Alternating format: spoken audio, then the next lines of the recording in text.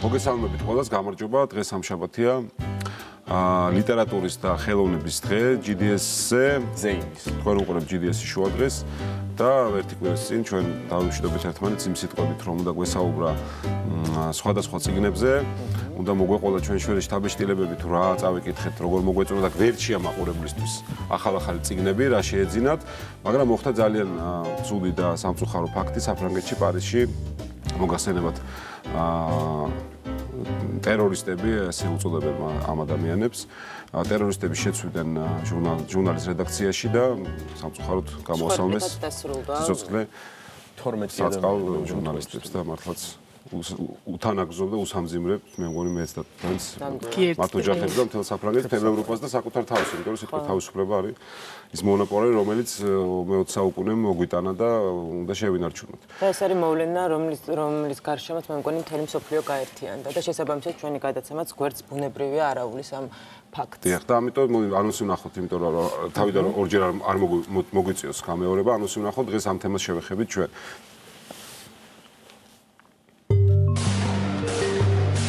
კიდევ ერთი მოვლენა, რომლის შემდეგაც სამყარო ისეთი აღარ არის, როგორიც გუშინ. დავუბრუნდეთ პარიზში მომხდარ სასტიკი ტერორისტული აქტის დეტალებს. ვნახოთ, რა ხდება პარიზში დღეს. დაელოდეთ ჩართვა საფრანგეთის დედაქალაქიდან, რომელიც მსოფლიოს ყურადღების ცენტრშია. მე ვარ შარლი, რაძირეული ფასეულობები დგას გლობალური საპროტესტო კამპანიის უკან. როგორ ნაწილდება პოზიციები შარლი ებდოს დამცველებსა და მოწინააღმდეგებს შორის. რადგან სასწორზე, როდესაც სიტუაციის შეფასებას ვცდილობთ. ვიმსჯელოთ სიტყვის თავისუფლებაზე და თანხმდით პოლიტიკურ დისკურსზე. მე შარლი ებდოს გვერდით ვდგავარ, ისევე როგორც თქვენ ყველანი უნდა იდგეთ. აცხადებს მწერალი სალმან რუშდი, რომლის მოკვლის ბრძანებაც წლების წინ ირანის უზენაესმა ლიდერმა გასცა. ლიტერატურა და ხელოვნება, რომელიც დევნაშია. იდეები, რომლებიც დოგმებს ეწინააღმდეგება. ვისაუბროთ თემაზე ლევან გიგინეიშვილთან ერთად. წინანდლის პრემია თავისი გამორჩეულად კეთილშობილური მიზნებით დასრულდა. მოვუსმინოთ ნინო ქადაგიძეს, შევხვდეთ გამარჯვებულებს, შევაჯამოთ კონკურსი და ვნახოთ, როგორ განვითარდება წინანდლის პრემია მომავალ წელს. ჯერ არიცით რას ნიშნავს ზმუნდარტი დაელოდეთ გადაცემის მეხუთე ნაწილს. შეხვდით არტისტს, რომელიც არამხოლოდ საინტერესო, არამედ კონტროვერსიულ არტს ქმნის. ნახეთ რას ნიშნავს ზმუნდარტი და რა სიახლეები აქვს ლევან ამაშუკელს.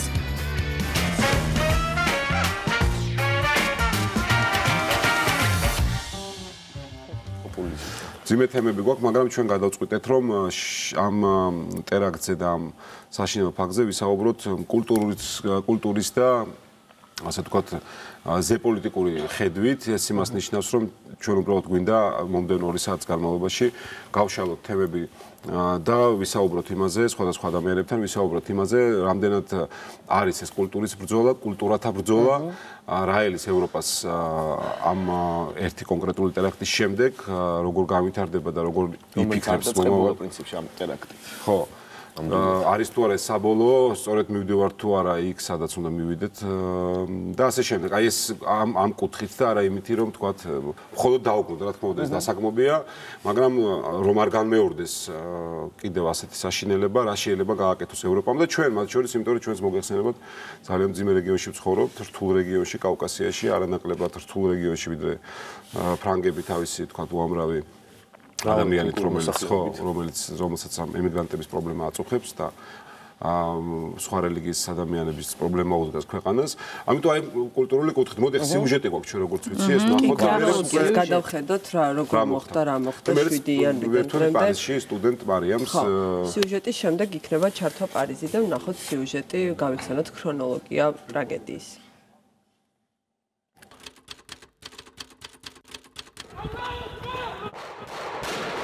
შეიარაღებული თავდასხმა, რომელმაც საფრანგეთის უახლოესი ისტორია შეცვალა, 17 ადამიანის სიცოცხლე იმსხვერპლა. პარიზში და საფრანგეთის გარეუბნებში ჩატარებული სპეცოპერაციების შედეგად ჯამში 19 ადამიანი დაშავდა, 5-ის მდგომარეობა კი ამ დრომდე კრიტიკულია.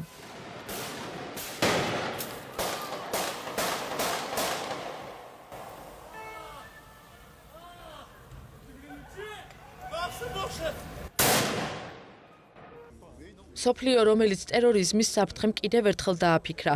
პარიზში შარლი ებდოს რედაქციასთან მომხდარი ტერაქტი იყო. მაშინ ვერავინ წარმოიდგენდა, რომ თავდასხმის მიზეზი ჟურნალის მიერ რამდენიმე კვირის წინ დაბეჭდილი კარიკატურა გახდებოდა. სატირულმა ჟურნალმა ეგრეთ წოდებული ისლამური სახელმწიფოს ლიდერის აბუ ბაკრ ალ-ბაღდადის კარიკატურა ტვიტერის საკუთარ გვერდზე გამოაქვეყნა.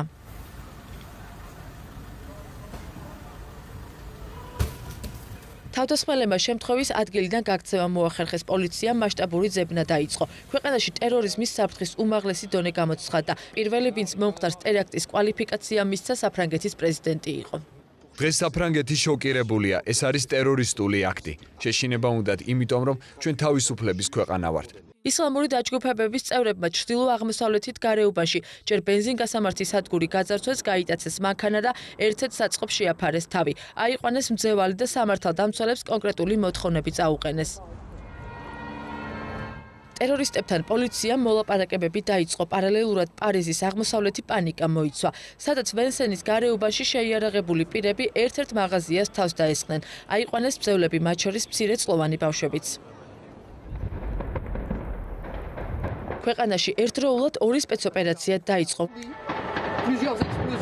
მობილიზებული იყო 90,000 სამართალდამცველი. საფრანგეთის უმაღლესი თანამდებობის პირები კონკრეტულ გადაწყვეტილებების წინაშე დადგნენ. სამართალდამცველებმა ტერორისტების წინააღმდეგ შტურმი დაიწყეს. ორი სპეცოპერაცია, რომლებიც რამდენიმე საათის განმავლობაში პარიზის გარეუბნებში ერთმანეთის პარალელურად მიმდინარეობდა, 3 ტერორისტის ლიკვიდაციით დასრულდა. მეოთხე ტერორისტი ჰაიათ ბუმედიანი, რომელმაც ქვეყნიდან გაქცევა მოახერხა, ამ დრომდე ძებნაშია. სოფლიო მედიის ყურადღების ცენტრში იყო ვენსენის გარეუბანი, სადაც მოკლულთა შორის იყვნენ ტერორისტი ძმები კუაშები, რომლებმაც პირველი თავდასხმა სატირულ ჟურნალის რედაქციაში განახორციელეს.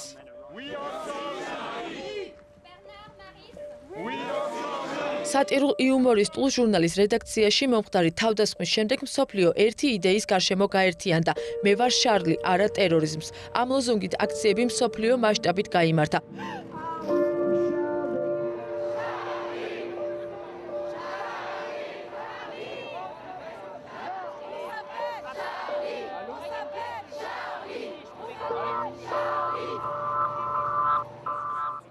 საფრანგეთის მხარდასაჭერი აქცია ჩატარდა თბილისშიც.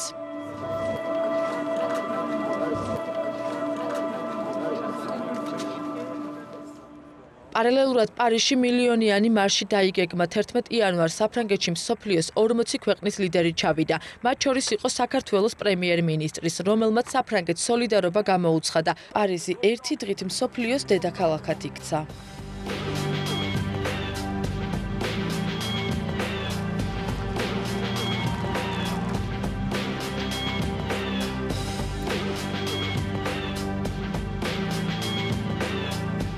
...2001 წლიდან დღემდე ექსტრემისტებმა მთელ მსოფლიოში 100 მეტი ტერორისტული აქტი განახორციელეს და ათასობით ადამიანის სიცოცხლე იმსხვერპლეს. დანაშაულის ამ ფორმის წინააღმდეგ ბრძოლა მსოფლიომ განსაკუთრებით 2001 წლის 11 სექტემბრის ტერაქტის შემდეგ დაიწყო, რომელიც თანამედროვე სამყაროს ლექსიკონში ტერორიზმის სინონიმად იქცა. თუმცა არც ნომერ პირველი ტერორისტის ოსამა ბინ ლადენისა და არც 11 სექტემბრის ტერაქტში ბრალდებულთა დასჯის შემდეგ პრობლემა არ ამოწურულა. ტერორიზმი 21 საუკუნის მთავარ გამოწვევად რჩება, რომელმაც კიდევ ერთხელ აჩვენა, რომ მას ეროვნება და საზღვრები არ გააჩნია. დავბრუნდით ეს სიუჟეტი. ნახეთ, მარიამ შენგელია გვერდდება პარიზის უნივერსიტეტის პროფესორი უნდა მეთქვა, მაგრამ სტუდენტი.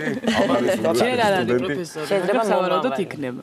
ფილოსოფიის ფაკულტეტის სტუდენტია და რაოდენ სასახარულო, როდესაც სასაცილო ადამიანები და ახალგაზრდები გვესდება, საქართველოს ესდება. მარიამ, გამარჯობა, გესმის ჩვენი ბობოქარი ხმა. ძალიან კარგი. მარიამ, მოდი მოგვიყევი. შენს გარშემო როგორ აღიქვა სტუდენტობამ ეს მოვლენა და შესაბამისად შენი შთაბეჭდილებებიც გვაინტერესებს. ბევრი კითხვა გვაქვს და მოდი დაიწყებ. პირველი კითხვა, შენი შთაბეჭდილებებით დავიწყოთ საუბარი. პირველ რიგში წევისთვის და მივესალმები ქართულ საზოგადოებას, ძალიან მიხარია თქვენთან კონტაქტი დღეს. რაც შეეხება კითხვას, ჩემი პირველი რეაქცია ისევე როგორც ყველა დანარჩენის იყო ძალიან შოკური და ტრაუმატული. თუმცა მეორე დღესვე დავიწყე, მივხვდი რომ დაიწყო პროცესი, როცა მჭირდებოდა კითხვები, ძალიან ბევრ კითხვაზე პასუხი. ამიტომ უნივერსიტეტში, სადაც მე ვსწავლობ, მოეწყო შეხვედრა პროფესორების, სტუდენტების, ფილოსოფიის ფაკულტეტის, სადაც განვიხილავდით ამ ყველაფერს და მინდა ვთქვა, რომ ძალიან მწვავე, ძალიან ემოციური და სენსიტიური იყო ამ საკითხების აფიშირება, ყველა იმ კითხვის დასმა, რაც გაწუხებდა სტუდენტობას, მათ შორის მეც. ამიტომ ეს პროცესი ჩემთვის იყო პირველ რიგში ძიების და ახალი პასუხების აღმოჩენის პროცესი, იმიტომ რომ ფაქტია, რომ საკითხი არ დგას პრიმიტიულად ვართ ტერორიზმისთვის, ცალსახაბოროტებისთვის თუ ცალსახაჭეშმარიტებისთვის, ესეთი როგორც არის გამოხატვის თავისუფლება. საკითხი დგას უფრო კომპლექსურად და უფრო რთულად შეიძლება ითქვას, ვიდრე ეს ორი უკიდურესი პოლუსები არის და მივყავართ ისეთი კითხვებისკენ, რომელიც ჯერ არ დაგვისვამთ, ან დაგვისვამს, მაგრამ პასუხები არ გაგვიცია. მარიამ, მოდი მითხრა, რა კითხვები დაისვა პირველ რიგში, სანამ პასუხებუნებრივია გვიან იქნება. რა კითხვები დაისვა თქვენთან კათედრაზე, ასე თუ შეგვიძლია ვთქვათ? პირველ რიგში აუცილებელი არის სოციალური და პოლიტიკური კონტექსტის გათვალისწინება, იმიტომ რომ ეს არის მულტიკულტურალური, მულტინაციონალური ქალაქი, სადაც ოდნავი გამოხატულება რასიზმის, ქსენოფობიის განსაკუთრებით წვავე დაგექმება და სენსიტიურა და ეს ნორმალურიც არის. ამიტომ არ ვიცი საქართველოში მე ვნახე რომ დაისვა კითხვები არის ეს ისლამოფობია, თუ ეს არის გამოხატვის თავისუფლება, იგივე კითხვები დაისვა პარიზში. და დაისვა ძალიან ცნობილ უნივერსიტეტში ძალიან ბევრი სტუდენტის მხრიდან.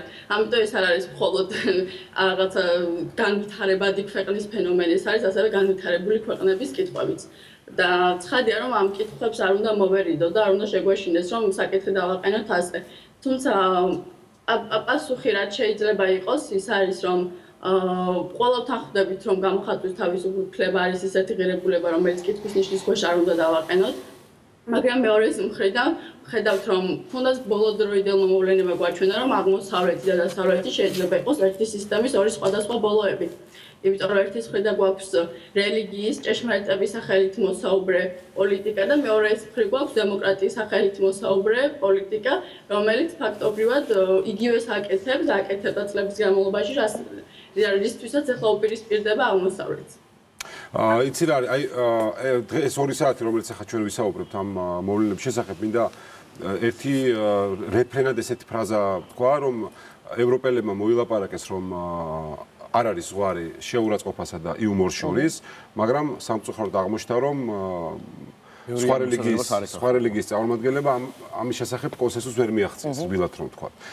გასაგებია რომ თქვენ უნივერსიტეტში და კონკრეტულად ფილოსოფიის ფაკულტეტი რომელსაც შესწავლობ იმისთვისაც არის რომ მოვლენები შეაფასოთ და გაანალიზოთ იმ კუთხით რა კუთხითაც სხვას ეს არავის არ შეუძლია მოაცილოთ თქვა პოლიტიკური კონტექსტი მოაცილოთ რელიგიური კონტექსტი მოაცილოთ კულტურული შრე ჩახვიდეთ სათავეებამდე მე ისევ დაალაგოთ ამოხვიდეთ და ასე შემდეგ